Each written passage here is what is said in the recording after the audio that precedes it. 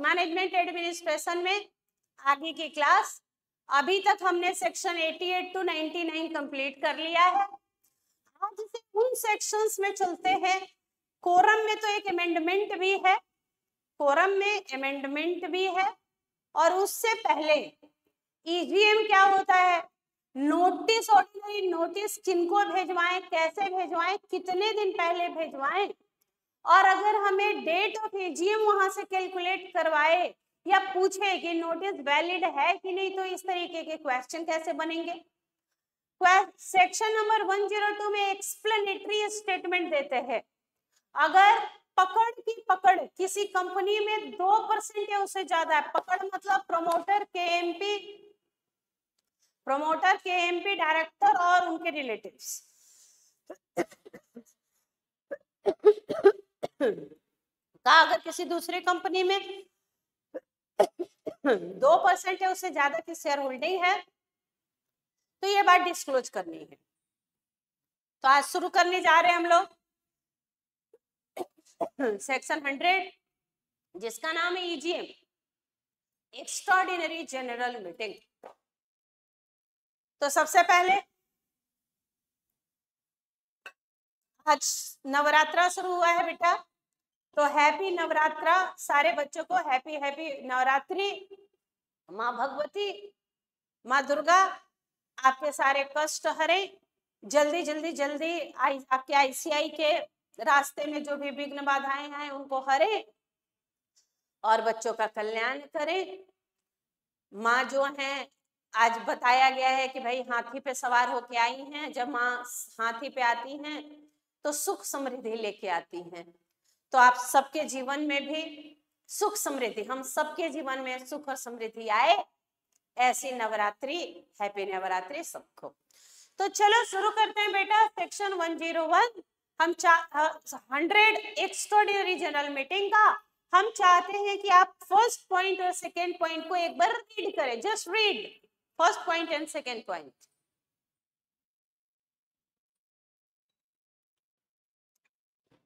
EGM कौन बुला सकता है, ईजीएम कौन बुलाएगा? सेक्शन 100 का सबसेक्शन 1, 2, 3 दिया हुआ है। कौन बुलाता है बेटा ईजीएम एक्स्ट्राऑर्डिनरी जनरल मीटिंग?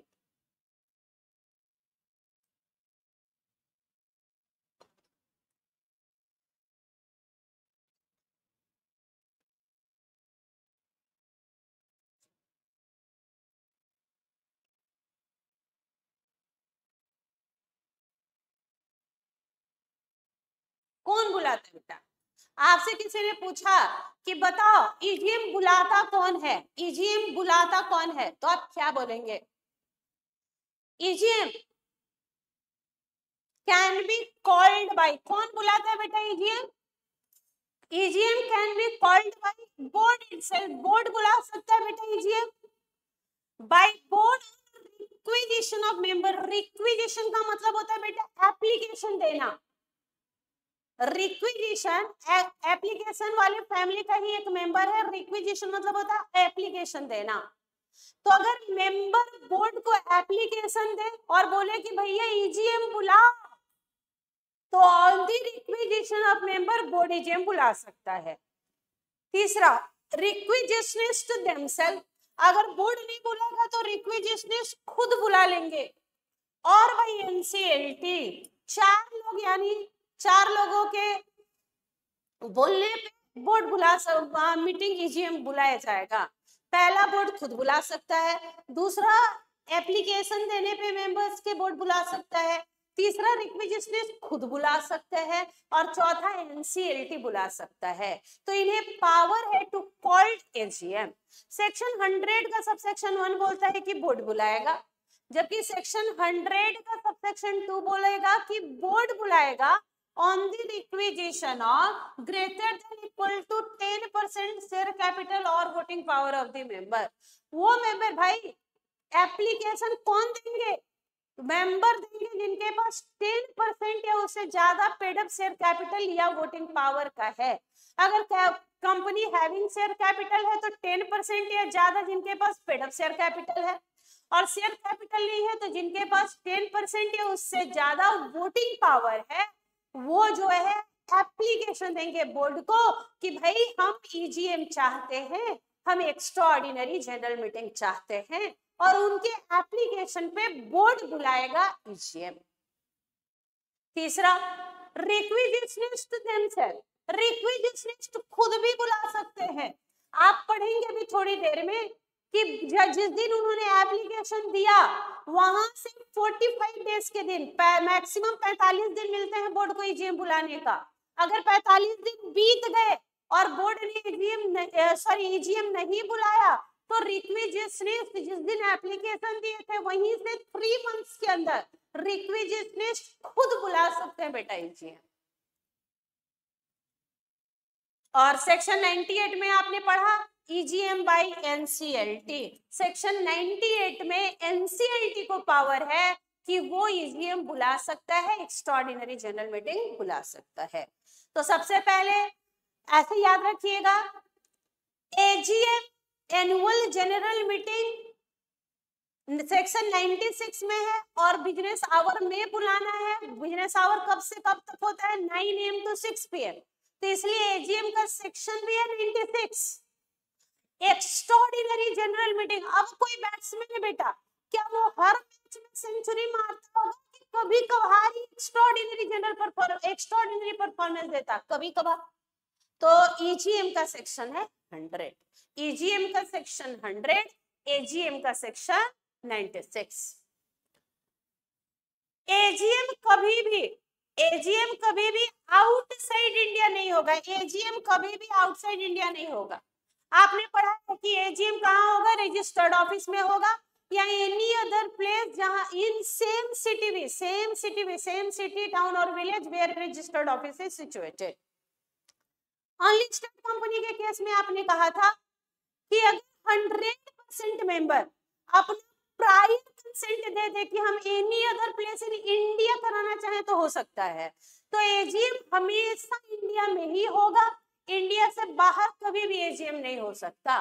लेकिन ईजीएम के बारे में एक बात यहाँ पे बोली गई है, एजीएम के बारे में यहाँ पे एक बात बोली गई है बेटा कि ईजीएम भी इंडिया में ही होता है। जनरल प्रोविजन है कि ईजीएम भी कहाँ होगा? इंडिया में, एक्सेप्ट इन ए स्पेशल केस में ईजीएम आउटसाइड इंडिया भी हो सकता है। बेटा स्पेशल केस क्या है? एक कंपनी है इंडिया में जिसकी होल्डिंग कंपनी आउटसाइड इंडिया है। एक कंपनी है इंडिया में, इंडिया वाली कंपनी होली ओन्ड सब्सिडरी है होल्डिंग कंपनी की। एक कंपनी है इंडिया में, उसके 100% शेयर जापान की कंपनी होल्ड किए हुए है। जापान वाली कंपनी क्या हो गई? उसकी होल्डिंग कंपनी। और होली ओन्ड सब्सिडरी मतलब 100% शेयर ए लिमिटेड का किसके पास है? एच लिमिटेड के पास। तो इस केस में अब 100% शेयर बेटा जापान में है, 100% शेयर जापान की कंपनी में है, तो उस केस में ईजीएम इंडिया के बाहर जापान में भी हो सकता है। लेकिन ये एक ही केस है केवल, एजीएम इंडिया से बाहर हो नहीं सकता। ईजीएम जनरली इंडिया में ही होगा, लेकिन एक स्पेशल केस है कि ईजीएम आउटसाइड इंडिया हो सकता है। वो केस क्या है कि अगर इंडिया में एक कंपनी है, होली सब्सिडरी है किसी विदेशी कंपनी की, मतलब उसकी होल्डिंग कंपनी विदेश में है और उसकी होली सब्सिडरी कहाँ है? इंडिया में। तो उस केस में अगर मान लो एच लिमिटेड जापान वाली कंपनी बोलती है कि हम ईजीएम कहाँ करेंगे? जापान में, तो हो सकता है, एक ही तो मेंबर है, वो भी उसके पास 100% शेयर होल्ड तो हो सकता है। याद रखिएगा एक्सेप्शनल केस है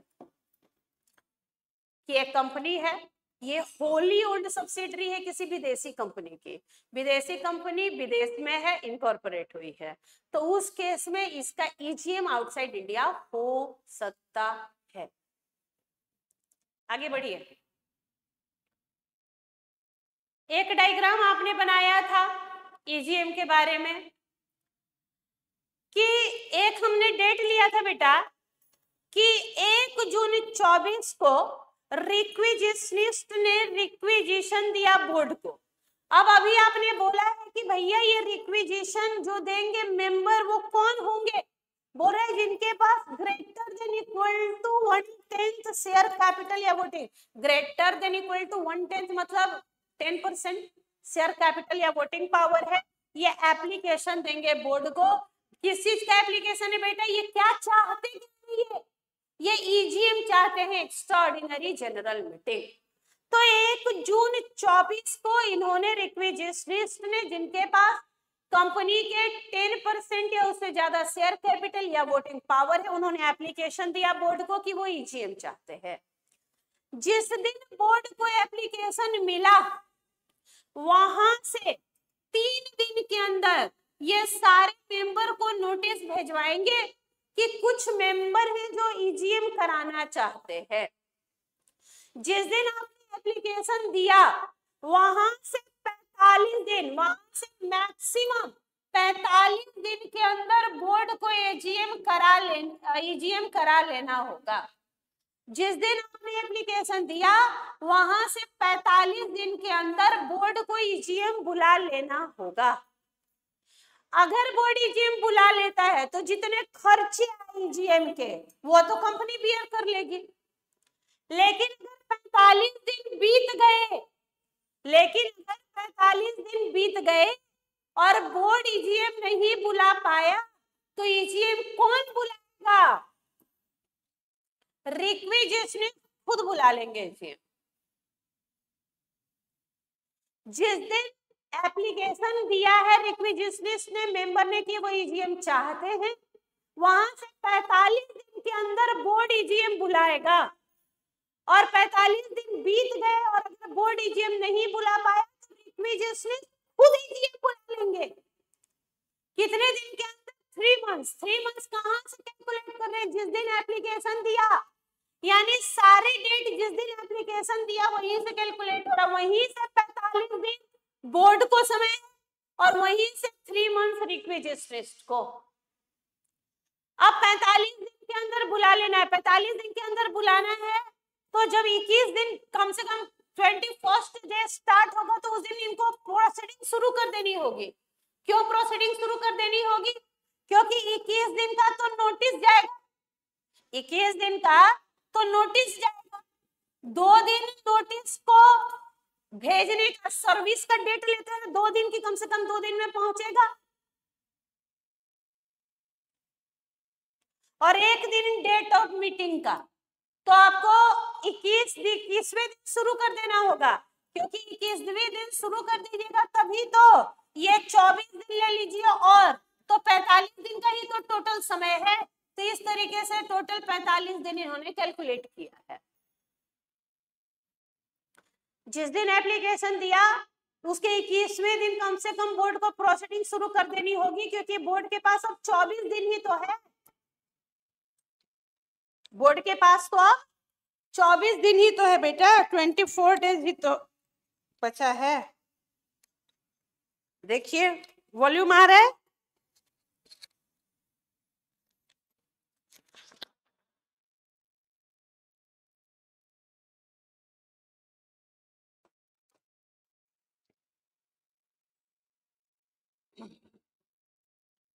हेलो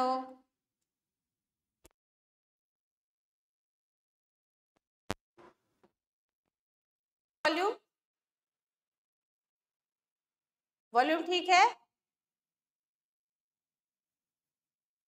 हेलो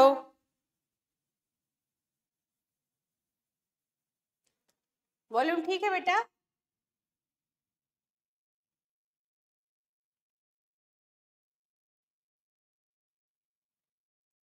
वॉल्यूम एक बार देख के बताइए वॉल्यूम ठीक है, थोड़ा सा कंफर्म करें। वॉल्यूम चली गई है, नहीं आ रही है, देखो बेटा एक बार चेक करो आ रही है।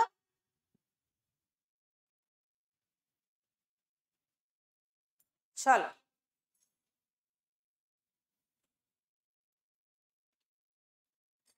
तो आपने एप्लीकेशन दिया कि आप क्या चाहते हैं, ईजीएम। आप क्या चाहते हैं, ईजीएम। आपने एप्लीकेशन दिया, लेकिन आपकी एप्लीकेशन देने की औकात होनी चाहिए। औकात मतलब आपके पास कंपनी के 10% या उससे ज्यादा का शेयर कैपिटल, ये वोटिंग राइट होना चाहिए। आपने एप्लीकेशन दिया, जिस दिन आपने एप्लीकेशन दिया वहां से 3 दिन के अंदर बोर्ड सारे मेंबर को नोटिस भेजवाएगा कि कुछ मेंबर ईजीएम चाहते हैं।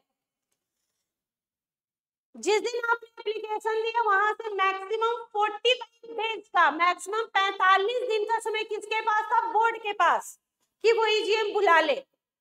मैक्सिमम 45 दिन है, यानी 21वें दिन, कम से कम 21st डे को आपको शुरू कर देना होगा प्रोसेस, क्योंकि अभी नोटिस भिजवाएंगे तो 21 दिन पहले नोटिस जाता है, 2 दिन नोटिस सर्व करने का लगता है भाई पोस्ट, और 1 दिन डेट ऑफ मीटिंग, तो टोटल 24 दिन चाहिए हमें।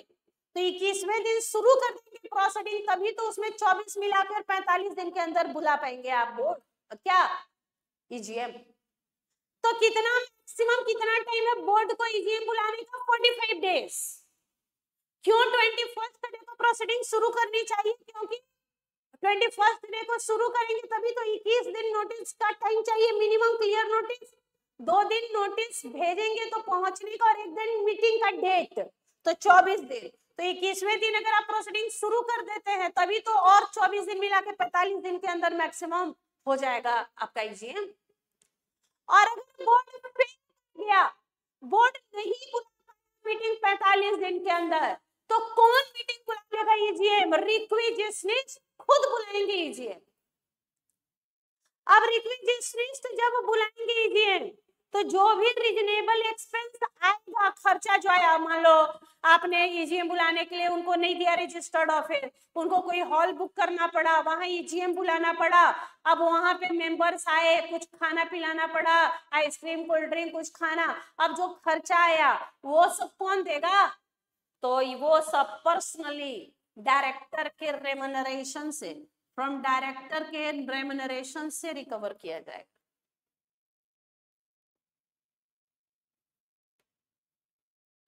जब मीटिंग कौन बुलाते हैं? When meeting is called by requisitionist. अगर मीटिंग रिक्विजिशनिस्ट बुलाते हैं तो वो रीजन नहीं बताएंगे कि ईजीएम क्यों बुलाए हैं, और कंपनी को उनको सारे मेंबर्स का लिस्ट प्रोवाइड कराना होगा कि ये रहे सारे मेंबर्स, क्योंकि अब सबको नोटिस भिजवाना है ना बेटा, ईजीएम बुलाना है। तो अगर ईजीएम कौन बुला रहे हैं, ध्यान से, अगर ईजीएम रिक्विजिशनिस्ट बुला रहे हैं तो रीजन बताने की जरूरत नहीं है कि हम ईजीएम क्यों बुला रहे हैं, पहली बात। दूसरी बात, कंपनी उनको सारे मेंबर्स का लिस्ट प्रोवाइड करेगा कि ये रहे मेंबर्स जिनको नोटिस जाएगा ईजीएम का। आगे बढ़िए। रिक्विजिशन राइटिंग में होना चाहिए, साइंड बाय ऑल मेंबर होना चाहिए, और अगर ज्वाइंट होल्डिंग है तो कोई एक भी, मान लो हम 3 लोग मिलकर ज्वाइंट होल्डिंग किए थे तो कोई एक भी साइन कर देगा। EGM to be held at RO, EGM भी कहां बुलाएंगे? रजिस्टर्ड ऑफिस में। किस दिन बुलाएंगे? Any day except national holiday, किसी भी दिन बुला लीजिए, नेशनल हॉलीडे को मत बुलाइएगा। ये थे प्रोविजन ईजीएम का। अब आते हैं नोटिस। ऑर्डिनरी नोटिस है, किसको भेजवाएं, कितने दिन पहले भेजवाएं? तो सारे बच्चे एक बार ये रीड करेंगे तो कि नोटिस टू मैट, किसको किसको नोटिस जाता है। सारे बच्चे 1 मिनट का समय लें और देखिए तो किसको किसको बेटा नोटिस भेजवाया जाए, किसको किसको नोटिस भेजवाया जाए।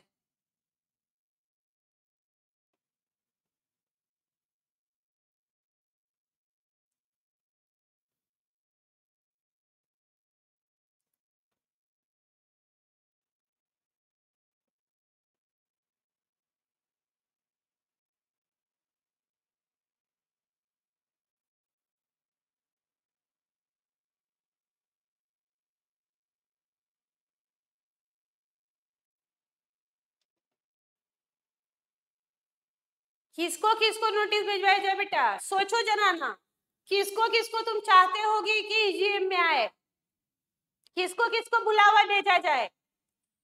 नोटिस टू होम, किसको किसको नोटिस भेजा जाए, किसको किसको बुलावा भेजा जाए?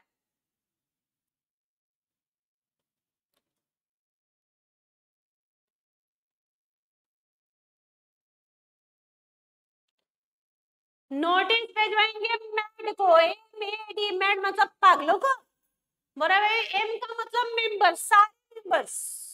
अगर कोई मर गया तो उसके लीगल रिप्रेजेंटेटिव को, अगर कोई दिवालिया हो गया तो उसके ऑफिशियल रिसीवर को। ए का मतलब ऑडिटर को, सारे ऑडिटर, चाहे वो कंपनी ऑडिटर हो, कॉस्ट ऑडिटर हो, सेक्रेटरियल ऑडिटर हो, सबको नोटिस भिजवाइए। और डी मतलब डायरेक्टर्स को। इसके अलावा सेक्रेटेरियल स्टैंडर्ड 2 बोलता है बेटा ICSI का, कंपनी सेक्रेटरी इंस्टीट्यूट का SS2 बोलता है सेक्रेटेरियल स्टैंडर्ड 2 कि डिवेंचर ट्रस्टी और कंपनी सेक्रेटरी को भी नोटिस भेजवाना चाहिए जनरल मीटिंग का। अब वो जनरल मीटिंग AGM हो या EGM हो, आप डिवेंचर ट्रस्टी को और कंपनी सेक्रेटरी को भी नोटिस भेजवाइए। एक बार मुंह खोल के बोलिए तो बेटा किसको किसको नोटिस भेजवाएंगे? MAD, ma'am. एम मतलब सारे मेंबर। अगर कोई मेंबर मर गया तो उसके लीगल रिप्रेजेंटेटिव को, अगर कोई दिवालिया हो गया तो उसके ऑफिशियल रिसीवर को, एक मतलब ऑडिटर्स को, सारे ऑडिटर को, चाहे वो कंपनी ऑडिटर हो, कॉस्ट ऑडिटर हो, सेक्रेटरियल ऑडिटर हो, सबको। और डी का मतलब डायरेक्टर्स को। और SS2 बोलता है सेक्रेटरियल स्टैंडर्ड 2 कि डिवेंचर ट्रस्टी और कंपनी सेक्रेटरी को भी नोटिस भेजवाना चाहिए। यहाँ जो इन्होंने बोला ना बेटा ऑडिट टाइप ऑफ ऑडिटर, तो जो सेक्रेटरियल ऑडिटर होते हैं वो कौन होते हैं? कंपनी सेक्रेटरी इन प्रैक्टिस, उनको। कितने दिन का नोटिस भेजवाएं भैया? कितने दिन पहले बताना है? क्या कल मीटिंग है तो आज नोटिस भेज दें क्या कि कल आ जाना है मुंबई? बोले नहीं, 21 डेज का क्लियर नोटिस हो जाना चाहिए। 21 डेज का क्लियर नोटिस मतलब इस दिन, जिस दिन नोटिस भेज रहे हैं, जिस दिन मीटिंग है, और 2 दिन सर्विस का कुछ शामिल नहीं है। 21 days clear notice, 21 days clear notice. कैसे भेजे? राइटिंग में, ईमेल से भेजो। In order to conduct a proper general meeting, writing में भेजेंगे, राइटिंग में भेजेंगे या ईमेल। कैलकुलेशन ये बहुत इंपॉर्टेंट है कि अगर कोई भी आपको क्वेश्चन पूछा ना नोटिस का, तो डे ऐसे ही कैलकुलेट करना है, तुमको रट्टा मार लेना है। मैडम रट्टा रट लो। आपको दिया है डे नोटिस बाय पोस्ट भेजने का, कि नोटिस बाय पोस्ट जा रहा है, तो डेट ऑफ पोस्टिंग किस दिन नोटिस भेजा गया वो ले लीजिए, और उसमें 24 दिन जोड़ दीजिए तो डेट ऑफ मीटिंग आ जाएगा। आपको डेट दिया रहेगा कि इस दिन नोटिस भेजा गया, तो डेट ऑफ पोस्टिंग ले लीजिए, उसमें 24 डेज जोड़ दीजिए तो आ जाएगा आपका डे ऑफ मीटिंग। 24 डेज जोड़ दीजिए। कैसे आया 24? 21 दिन क्लियर, 2 दिन सर्विस, 1 दिन डे ऑफ मीटिंग का, तो 24 दिन जोड़ दीजिए तो आ जाएगा डेट ऑफ मीटिंग। अगर यही हम भाई ईमेल भेज रहे बेटा, ईमेल, तो 2 दिन जो पोस्ट वाला था वो सेव हो गया, तो यहाँ पे हो जाएगा जिस दिन भेजा तुमने ईमेल, डेट ऑफ पोस्टिंग, उसमें जोड़ेंगे 22 दिन। 22 दिन क्यों? 21 दिन क्लियर नोटिस का और 1 दिन डेट ऑफ मीटिंग का। ये सारे तुम रट जाओ, कोई दिक्कत नहीं है। मान लो तुमसे क्वेश्चन पूछा कि डेट ऑफ मीटिंग ये है, तो बताइए कि किस दिन नोटिस भेजा गया था। ये नहीं पूछता, यही पूछता है कि डेट ऑफ पोस्टिंग देकर पूछता है कि मीटिंग का डेट बताइए। तो अगर बाई पोस्ट भेज रहे हैं तो डेट ऑफ पोस्टिंग में 24 दिन जोड़ के डेट ऑफ मीटिंग निकालेंगे, और अगर बाय ईमेल भेज रहे हैं तो डेट ऑफ पोस्टिंग में 22 दिन जोड़ के और डेट ऑफ मीटिंग निकालेंगे। और अगर उसने मीटिंग का डेट कुछ और दिया है और आपसे पूछ रहा है कि क्या ये नोटिस वैलिड है, तो आपको बताना है कि नोटिस वैलिड है कि नहीं है। 1 मिनट का समय लीजिए और ये डेट ये याद कीजिए। याद हो गया क्या?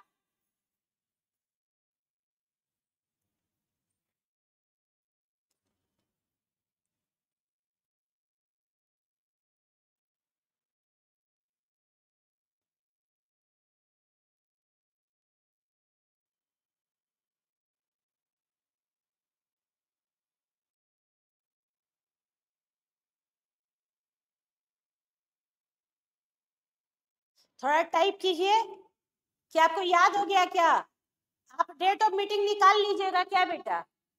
डेट ऑफ मीटिंग निकाल लीजिएगा क्या? क्या कर रहा है डेट ऑफ मीटिंग में? डेट ऑफ पोस्टिंग में 24 दिन जोड़ना है अगर बाई पोस्ट। ध्यान से, बस एग्जाम में एक ही गलती होने की उम्मीद है। ध्यान देना होगा कि नोटिस भेजा कैसे गया है। बाई पोस्ट भेजा गया है तो 24 डेज जुड़ेगा, और ईमेल हुआ है तो 22 डेट जुड़ेगा और डेट ऑफ मीटिंग आ जाएगी। आपसे पूछेगा कि डेट ऑफ मीटिंग जो है यही डेट है कि नहीं है, तो आपको कुछ नहीं करना, आंख बंद करके याद करना है, date of posting plus 24 days, अगर पोस्ट से गया है तो डेट ऑफ मीटिंग, और अगर ईमेल से गया है तो date of posting plus 22 days is equal to date of meeting. हो गया बेटा, आगे बढ़े। इस पे बेस्ड क्वेश्चन आईसीआई ने भी पूछा है, इस पे बेस्ड क्वेश्चन आईसीआई के डिस्क्रिप्टिव क्वेश्चन में भी है। उन्होंने डेट ऑफ पोस्टिंग दे दिया, भेजे हैं, और आपसे पूछा है कि मीटिंग का डेट वैलिड है कि नहीं, इस दिन मीटिंग होगी कि नहीं।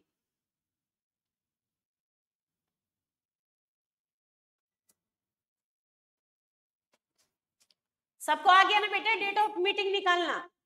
डेट ऑफ पोस्ट, अगर बाई पोस्ट आपने नोटिस भिजवाया है तो डेट ऑफ पोस्टिंग में 24 दिन जोड़िए तो डेट ऑफ मीटिंग आएगा, और अगर आपने ईमेल से भेजा है नोटिस तो डेट ऑफ पोस्टिंग में 22 दिन जोड़िए तो डेट ऑफ मीटिंग आएगा। आ गया, आगे बढ़िए। एक क्वेश्चन है, आपको बताना है कि क्या ये नोटिस का डेट वैलिड है। बताएंगे सारे बच्चे। थोड़ा सा हम लोगों ने एक एग्जाम्पल लिया और उस एग्जाम्पल से इसको समझा है, आप मुझे बताएं। देखो, ABC issued notice by post, कैसे भेजा एबीसी ने, बाय पोस्ट नोटिस भेजा है। किस दिन भेजा है, 1 अगस्त को। किस दिन भेजा है, 1 अगस्त को। कि एजीएम किस दिन होगा, 24 अगस्त को। आपको बताना है कि नोटिस वैलिड है। क्या कीजिए, 1 अगस्त ले लीजिए डेट ऑफ पोस्टिंग, इसमें जोड़ दीजिए कितना दिन, 24 दिन, बाय पोस्ट है तो 24 दिन, तो 25 अगस्त आ रहा है डेट ऑफ मीटिंग, जबकि ये 24 को बुला रहे हैं, यानी नोटिस वैलिड नहीं हुआ। No, notice is not valid it is sorted by 1 day. एक दिन से कम हो गया ना बेटा। सारे बच्चे क्वेश्चन देख के मुझे बताएं, आ रहा ना, आप निकाल लिए थे। 1 अगस्त को भेजा है नोटिस तो डेट ऑफ पोस्टिंग किस दिन हो गया, 1 अगस्त।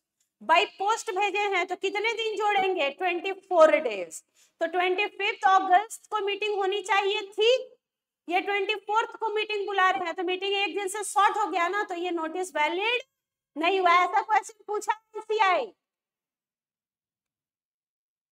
टाइप कीजिए, जो बच्चे क्लास देख रहे हैं वो मुझे बताइए, ऐसे क्वेश्चन है तो अगर ये समझ में आया है तो सेकंड क्वेश्चन मुझे बताइए। मदुरई लिमिटेड ने इश्यू किया है notice for holding AGM on 7 नवंबर को, नोटिस 16 अक्टूबर को पोस्ट हुआ था, तो डेट ऑफ एजीएम बताइए किस दिन एजीएम होना चाहिए। तो 16 अक्टूबर हो गया बेटा, क्या 16 अक्टूबर हो गया डेट ऑफ पोस्टिंग, पोस्ट हुआ है तो 24 दिन जोड़ दीजिए 16 अक्टूबर में और निकालिए डेट ऑफ मीटिंग। 16 अक्टूबर में जोड़िए कितना, 24 दिन, 24 दिन जोड़िए। अक्टूबर 31 का होता है तो 15 दिन तो अक्टूबर में हो गया,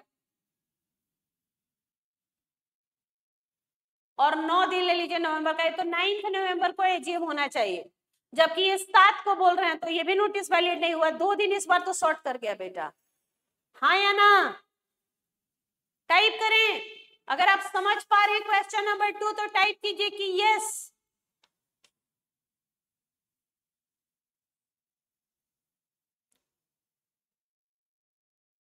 मदुरई लिमिटेड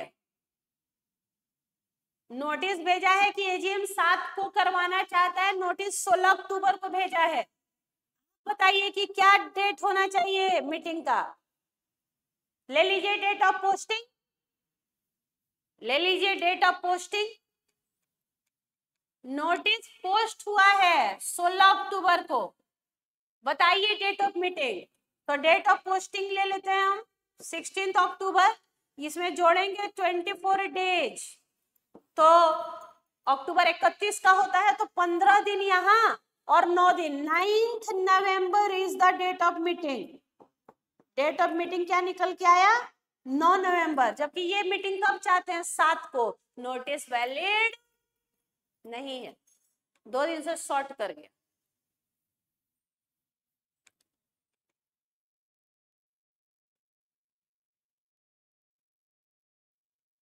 बात ठीक है?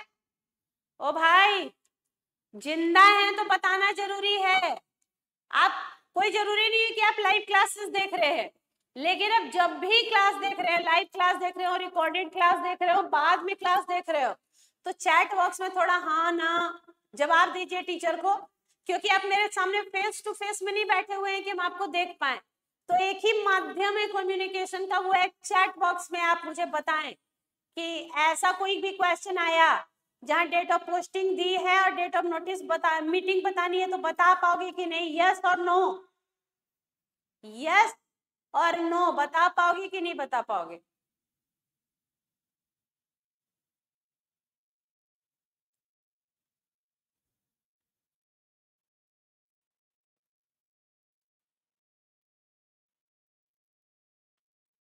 सेक्शन 8 कंपनी में 14 days clear notice is required in place of 21 day through e-mode and 16 days। अगर ये सेक्शन 8 कंपनी होगी तो आपको 21 डेज का नोटिस नहीं भिजवाना, 14 डेज का क्लियर नोटिस भिजवाना होता है। पोस्ट में 2 दिन और जोड़ लीजिए, 16 दिन, और ई-मोड में 14 दिन। हाँ, ये इस पे बेस्ट क्वेश्चन, ये आईसीआई का फेवरेट क्वेश्चन है कि क्या हम शॉर्टर नोटिस भी भेज सकते हैं, 21 दिन से कम का नोटिस भेज सकते हैं और वो वैलिड होगा क्या? Very very important provision. Notice में अगर क्वेश्चन पूछा तो यही पूछेगा, अगर उसने सेक्शन 101 टच किया तो यही वाला क्वेश्चन पूछेगा, अगर उसने नोटिस से क्वेश्चन पूछा है तो यही क्वेश्चन होगा। क्या बोला? Shorter notice with the consent of following, हम 21 दिन से कम का भी नोटिस भेजें फिर भी वो वैलिड हो जाएगा। कब? अगर एजीएम है, अगर एजीएम है तो at least 95% of member entitled to vote अपना कंसेंट दे दे। तो एजीएम के केस में at least 95% of member entitled to vote consent दे दे। तो एजीएम के केस में at least 95% of member entitled to vote अपना कंसेंट दे दे। तो ईजीएम के केस में कंपनी हैविंग शेयर कैपिटल है तो majority in number plus holding greater than equal to 95% of paid up share capital, दोनों चीजें होनी चाहिए। Majority number, member majority number भी होने चाहिए, प्लस उनके पास 95% है उससे ज्यादा का पेड अप शेयर कैपिटल भी होना चाहिए। Dual condition must be satisfied. कौन सा condition? Dual condition. Dual condition must be satisfied, dual condition satisfy होना चाहिए। Dual condition, member majority number भी होने चाहिए और उनके पास 95% या उससे ज्यादा share paid up share capital होना चाहिए। अगर वो अपना कंसेंट दे दे कि हम शॉर्टर नोटिस में भी हमें दिक्कत नहीं है तो ठीक है। In case of company not having share capital में आपको देखना होगा कि 95% या उससे ज्यादा वोटिंग पावर, वोटिंग पावर।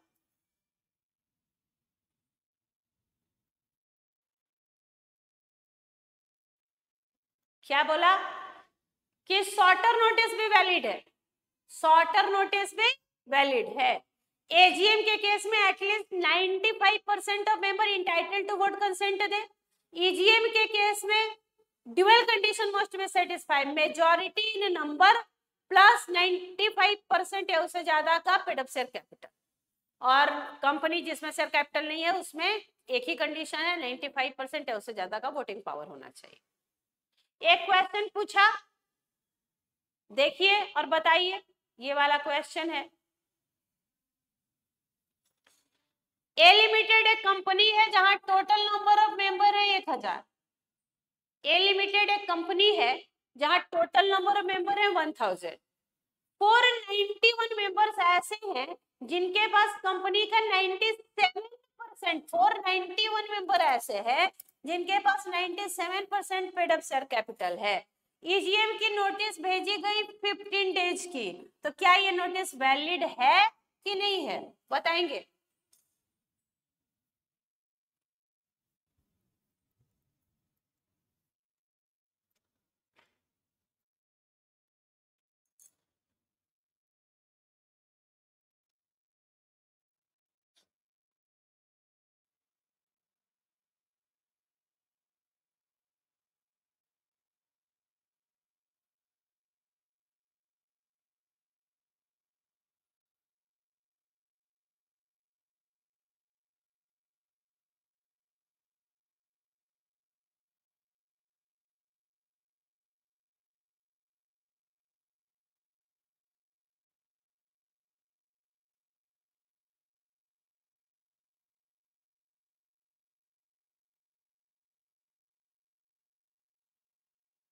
बता बेटा।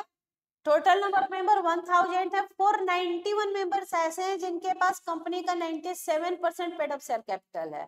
उन्होंने ईजीएम का शॉर्टर नोटिस भिजवाया है 15 दिन का, तो क्या ये वैलिड है नोटिस? बोला नहीं। अगर ईजीएम का केस है और कंपनी में शेयर कैपिटल है तो दो चीजें सेटिस्फाई होनी चाहिए, मेजॉरिटी इन नंबर प्लस 95% या उससे ज्यादा का paid up share capital.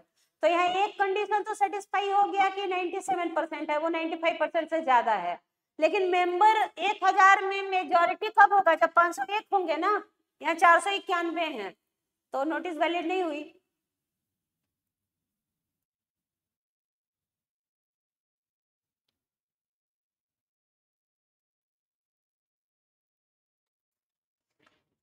Dual condition must be satisfied in case of shorter notice in case of EGM having share capital.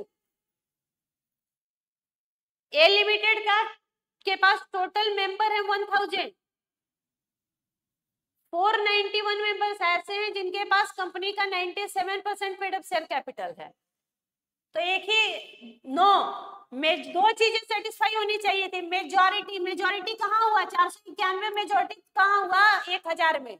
1000 में मेजॉरिटी कब आएगी? 501 मेंबर में प्लस होल्डिंग 95, ये वाला तो ठीक है। लेकिन बोथ कंडीशन चूंकि यहाँ सेटिस्फाई नहीं हो रहे हैं, मेजॉरिटी नहीं हो रही है, इसलिए ये नोटिस वैलिड नहीं है।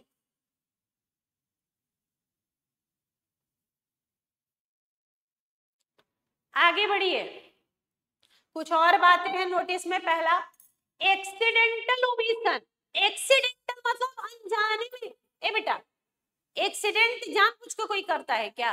कि एक्सीडेंट अनजाने में ही होता है, बोला अनजाने में। Accidental omission including transmission error. Transmission error मतलब आपको मैंने मेल कर दिया, उसके बाद मेल कनेक्शन फेल्यूर था, सर्वर डाउन हो गया, ट्रांसमिशन फेल्यूर हो गया, आपको मिल गया ही नहीं। Which are beyond control of the company, and in case of member did not update his email address, not to invalidate the meeting। मान लो मैंने भेजा गया नहीं, या आपने ईमेल का जो है आपका ईमेल आईडी चेंज हो गया, एड्रेस चेंज हो गया है और आपने हमें बताया नहीं, हमने भेजा आपको मिला नहीं, तो ये एक्सीडेंटल ओमिशन है। मैंने पूरी कोशिश की, मेरे हाथ में कुछ नहीं था और मैंने जानबूझ के कुछ नहीं किया, तो एक्सीडेंटल ओमिशन हो गया, तो मीटिंग इनवैलिड नहीं होगी। लेकिन डिलीबरेट जानबूझ के हुआ है, जानबूझ के। रिलायंस कंपनी एजीएम बुला रही है, मुकेश बुलाई। अरे भैया, मुकेश भाई को नहीं बुलाई तो ये अनजाने में हुआ होगा कि जानबूझ के सोची समझी साजिश है। Deliberate omission even to a single member can invalidate the meeting। जाने में दो चार लोगों को भी मीटिंग नोटिस नहीं गया तो मीटिंग इनवैलिड नहीं होगी। अनजाने में दो चार लोगों को भी नहीं गया तो इनवैलिड नहीं होगी मीटिंग। लेकिन जानबूझ के एक मेंबर को भी अगर तुमने नोटिस नहीं भिजवाया बेटा, तो मीटिंग क्या हो जाएगी? Invalidate. Deliberate omission even to a single member can invalidate the meeting। Content of notice क्या होगा? किस दिन मीटिंग होगी, कहाँ मीटिंग होगी, किस डेट को मीटिंग होगी, कब मीटिंग होगी, मीटिंग में क्या एजेंडा होगा, क्या बिजनेस है जो ट्रांजैक्ट होने वाले हैं। Non receipt of notice shall not invalid the proceeding. आपको नोटिस नहीं मिला तो आप जो मीटिंग में हुआ, प्रोसीडिंग हुई, उसको इनवैलिडेट नहीं करा सकते। ये था section 101। Very very very important. 2 question आपसे पूछ सकते हैं 101 से, डेट ऑफ मीटिंग कैलकुलेट करवाने का और शॉर्टर नोटिस ईजीएम का किन केसेस में वैलिड होता है। ये 2 क्वेश्चन आपसे पूछा जाता है आईसीआई का। आईसीआई का फेवरेट क्वेश्चन है ये दोनों। ये करने के बाद आप आ गए बेटा सेक्शन 102 में, जिसका नाम है एक्सप्लेनेटरी स्टेटमेंट।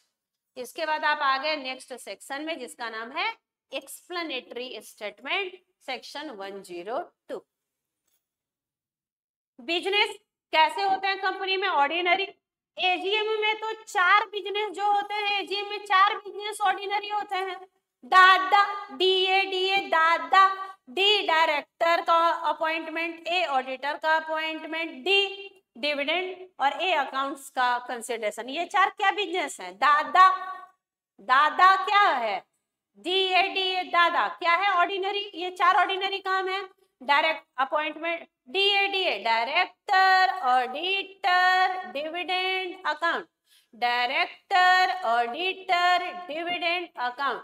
डायरेक्टर का अपॉइंटमेंट हो, ऑडिटर का अपॉइंटमेंट हो, डिविडेंड का डिक्लेरेशन हो या अकाउंट्स का कंसिडरेशन। ये एजीएम में क्या बिजनेस है बेटा? ऑर्डिनरी। इनको छोड़ के, इन चारों को छोड़ के rest all business, all business जो एजीएम में है वो क्या माने जाते हैं? स्पेशल। और ईजीएम में तो भैया जो होगा वो स्पेशल ही होगा। एक्स्ट्राऑर्डिनरी जनरल मीटिंग में जो भी होगा वो स्पेशल ही होगा, और इन चारों को छोड़ के एजीएम में और जो भी होगा वो स्पेशल होगा। एक्सप्लेनेटरी स्टेटमेंट हमें चाहिए स्पेशल बिजनेस के लिए। एक्सप्लेनेटरी स्टेटमेंट किस चीज के लिए देते हैं? For special business.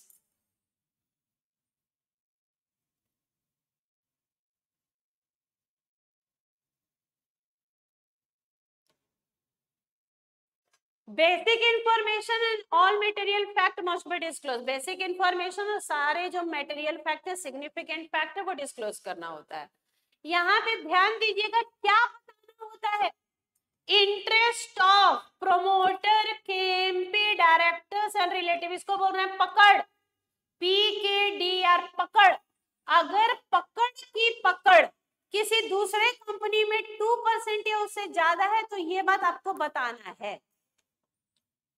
Basic information plus all material fact must be disclose. Interest of, किसका इंटरेस्ट? अगर इस कंपनी का, टॉपर्स का प्रोमोटर, केएमपी या डायरेक्टर या उनके रिलेटिव, रिलेटिव वही सेक्शन 277 हम साथ साथ वाले, सेक्शन 277 में हम साथ साथ है वाले रिलेटिव,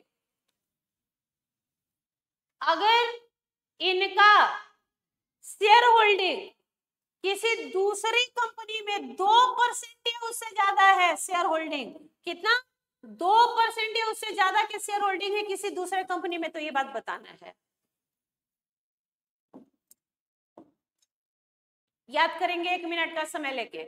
पकड़ की पकड़ किसी दूसरी कंपनी में 2% या उससे ज्यादा है तो क्या ये बात डिस्क्लोज करना है? पकड़ की पकड़, पकड़ मतलब PKDR पकड़, PKDR पकड़। पकड़ मतलब प्रोमोटर, डायरेक्टर, केएमपी रिलेटिव।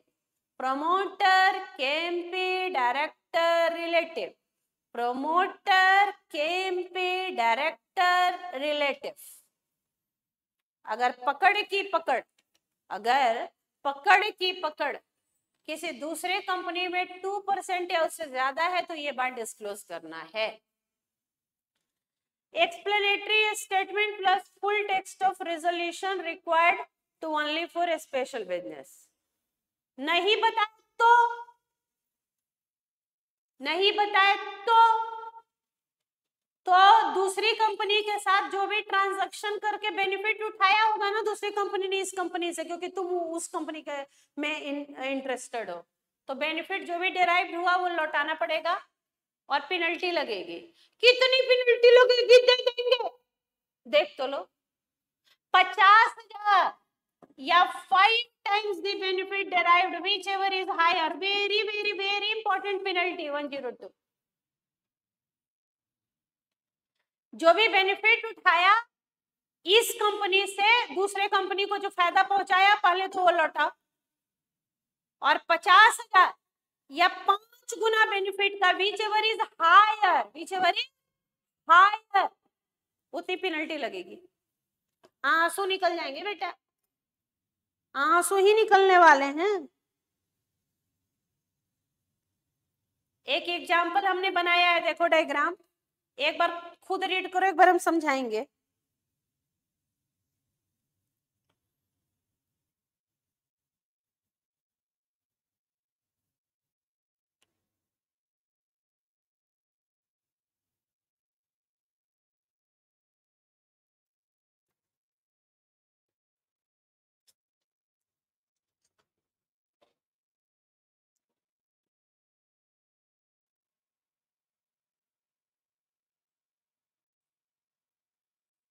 समझ गया? इंटरेस्ट डिस्क्लोज करना है। अगर पकड़ की पकड़ मतलब प्रोमोटर, केएमपी, डायरेक्टर, रिलेटिव, पकड़ की पकड़ दूसरे मान लो हम टॉपर्स के प्रोमोटर है और हम किसी दूसरे कंपनी में 2% से ज्यादा शेयर होल्डिंग रखते हैं, तो एक्सप्लेनेटरी स्टेटमेंट में बताना होगा। नहीं बताए तो जो भी बेनिफिट पहुंचाए है ना दूसरे वाली कंपनी को इस कंपनी से, वो लौटाना पड़ेगा। प्लस 50,000 या 5 गुना बेनिफिट whichever is higher उतनी पेनल्टी लगेगी। सो अलग एग्जांपल, एबीसी लिमिटेड एक कंपनी है, इस कंपनी में हमें मिस्टर ए डायरेक्टर, मेरा नाम ए है आरती, तो एबीसी लिमिटेड में मिस्टर ए हम डायरेक्टर हैं बेटा। मैंने XYZ लिमिटेड कंपनी का 25% शेयर होल्डिंग भी है मेरे पास, मतलब हम एक इस कंपनी में हम डायरेक्टर हैं, तो हो गया ना पकड़, प्रोमोटर, केएमपी, डायरेक्टर या रिलेटिव, तो पकड़ है हम डायरेक्टर। हम XYZ लिमिटेड में कितने परसेंट शेयर होल्डिंग रखते हैं? 25%। 2% में ही बताना था, हम कितना रख रहे हैं शेयर होल्डिंग? 25%। तो मुझे डिस्क्लोज करना था कि नहीं करना था? मैंने नहीं किया। तो एबीसी लिमिटेड अपना अंडरटेकिंग बेच रही है जिसका मार्केट वैल्यू चल रहा है 80 करोड़, और 80 करोड़ का अंडरटेकिंग 50 करोड़ में XYZ को बेच रही है, यानी 30 करोड़ का फायदा उठवा रही है। अगर उसने एक्सप्लेनेटरी स्टेटमेंट नहीं दिया तो सबसे पहले 30 करोड़ तो रिफंड करना होगा एबीसी को। 30 करोड़ किसको रिफंड करना होगा? एबीसी को। प्लस 50,000 और 5 गुना बेनिफिट का मतलब 5 इंटू 30 करोड़, 150 करोड़, और 50,000 या 5 इंटू 30, 5 इंटू 30 मतलब 150 crore, whichever is higher 150 crore penalty लगेगी। सोचो मर जाएगा डायरेक्टर, आत्महत्या के अलावा कुछ बच रहा है, तो ये काम नहीं करना। जैसे ही इंटरेस्ट है डिस्क्लोज करो, नहीं करोगे तो मर जाओगे, और तो अकेले नहीं मरोगे, पूरा परिवार को मरना होगा। 150 करोड़ कहां से लाओगे? तुम तो डूबे ही सनम, सबको लेकर डूबोगे।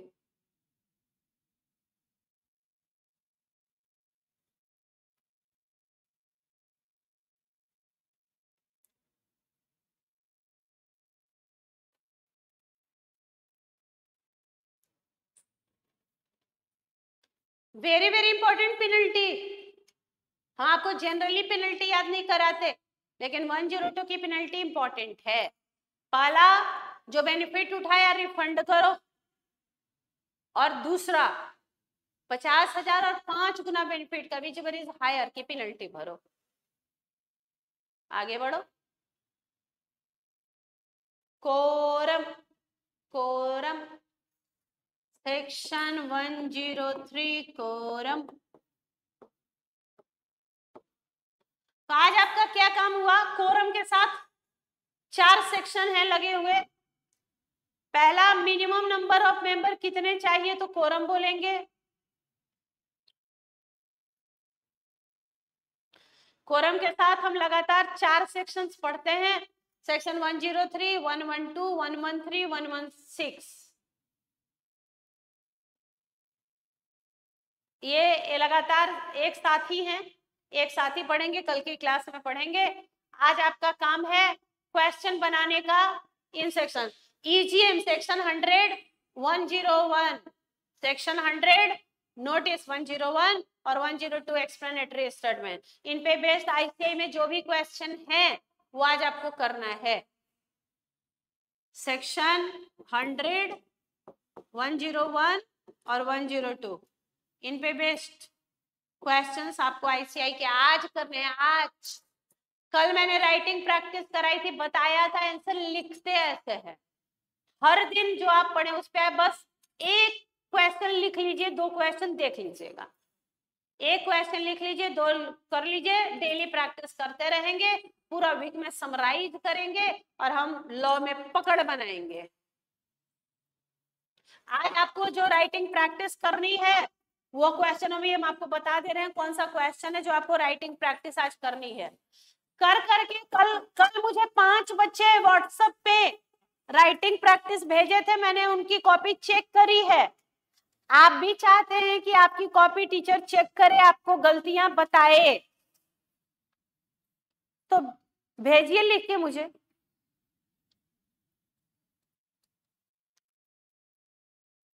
क्वेश्चन नंबर 17, क्वेश्चन नंबर 17,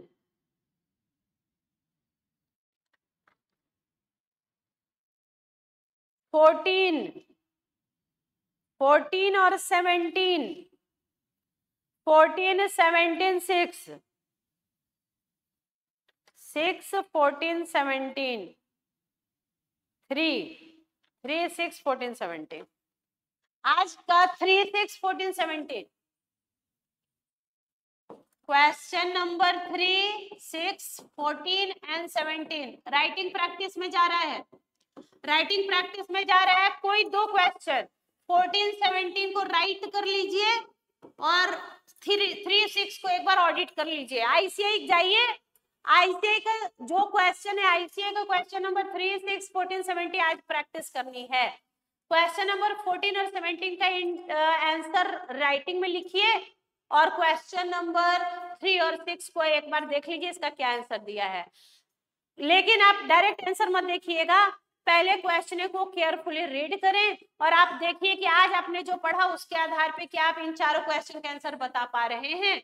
अगर आपका आंसर है यस मैम हम बता पा रहे हैं, तो आपका पढ़ना और मेरा पढ़ाना दोनों सफल हो गया आज का। तो चलिए फिर से एक बार हैप्पी नवरात्रि। लगे रहें, स्वस्थ रहें, व्यस्त रहें, मस्त रहें और पढ़ते रहें। और डेली इधर मुझे अभी नवरात्रि में क्लास का टाइमिंग थोड़ा एक्सटेंड किया। अभी नवरात्रि में थोड़ा सा पूजा पाठ में थोड़ा ज्यादा समय लग रहा है। सुबह नवरात्रि करते हैं बेटा हम 9 दिन, तो अभी जो है 10 बजे से क्लासेस होंगी नवरात्रि तक। दशहरा के बाद जो है फिर हम सुबह 9 बजे से आ जाएंगे। अगर आपसे क्वेश्चन बन रहा है तो मेरा पढ़ाना और तुम्हारा पढ़ना दोनों सफल। चलिए चैनल को लाइक करें, सब्सक्राइब करें, ये बोला जाता है तो हम भी बोल रहे हैं। और मेरा अपना भी YouTube चैनल है सहज CA बाई CA आरती से, उस पर भी क्लासेस जाती हैं। तो और टॉपर्स में अपने छोटे भाई बहन रिश्तेदार फ्रेंड वगैरह को भेजिए फाउंडेशन इंटर में। आज से फाउंडेशन की क्लासेस भी शुरू होने जा रही हैं। तो चलिए मुलाकात होगी आपसे कल फिर 10 बजे। Bye bye, take care.